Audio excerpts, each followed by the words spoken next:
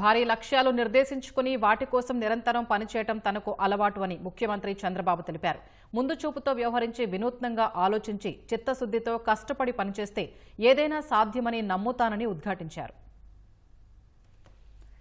AP ప్రభుత్వం పరిశ్రమల friendly government అని ఈజ్ ఆఫ్ నుంచి స్పీడ్ ఆఫ్ డూయింగ్ బిజినెస్ విధానం ద్వారా పరిశ్రమలకు త్వరితగతిన అనుమతులు ఇస్తున్నామని సీఎం చంద్రబాబు వెల్లడించారు. దావోస్లో 3వ రోజు పర్యటనలో భాగంగా చంద్రబాబుతో వివిధ జాతీయ, అంతర్జాతీయ మీడియా ప్రతినిధులు సంభాషించారు. రాష్ట్రంలో పారిశ్రామిక అభివృద్ధి విషయంలో జరుగుతున్న పరిణామాలను, ప్రభుత్వ పాలసీలను మీడియా ప్రతినిధులకు సీఎం వివరించారు. పరిశ్రమలకు ఎస్క్రో ఖాతా ద్వారా ప్రోత్సాహకాలిచ్చే విధానాన్ని అమలు చేస్తున్నట్లు తెలిపారు. అనుమతుల నుంచి పరిశ్రమల స్థాపన వరకు ప్రతి అంశాన్ని రియల్ టైంలో మానిటర్ చేస్తున్నామని వివరించారు. పరిశ్రమలకు వేగంగా అనుమతులు ఇవ్వడంతో పాటు ఉత్పత్తి వేగంగా జరిగేలా చర్యలు తీసుకుంటున్నామన్నారు. విశాఖకు గూగుల్ కంపెనీ రాక ఏపీ అభివృద్ధిలో గొప్ప ముందడుగు అని గుర్తు చేశారు. మంత్రి లోకేష్ ఈ విషయంలో చూపిన చొరవ, ఫాలోఅప్ వల్లే ఆ పెట్టుబడి సాధించినట్లు చంద్రబాబు చెప్పారు.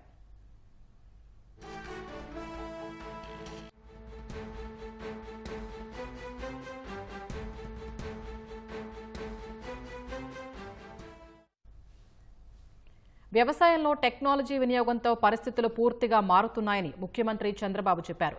రాష్ట్రంలో అగ్రిటెక్ విధానాన్ని అమలు చేస్తున్నామన్నారు. గ్రీన్ ఎనర్జీ, గ్రీన్ అమోనియా గురించి అంతా చర్చిస్తున్న సమయంలోనే ఆంధ్రప్రదేశ్లో ఉత్పత్తికి అడుగులు వేసి పరిశ్రమ నిర్మిస్తున్నట్లు తెలిపారు. విదేశాలకు గ్రీన్ అమోనియా ఉత్పత్తి ఎగుమతి చేసేందుకు ఇప్పటికే ఒప్పందాలు జరిగాయని వివరించారు. 30 ఏళ్ల క్రితం దేశ అభివృద్ధిలో కీలక అడుగులు పడ్డాయన్న చంద్రబాబు ఇప్పుడు సంస్కరణల్ని అందిపుచ్చుకుంటున్నామన్నారు. ఆ సంస్కరణలే రాష్ట్రంలోని యువతకు అవకాశాలు కల్పించాయని వెల్లడించారు.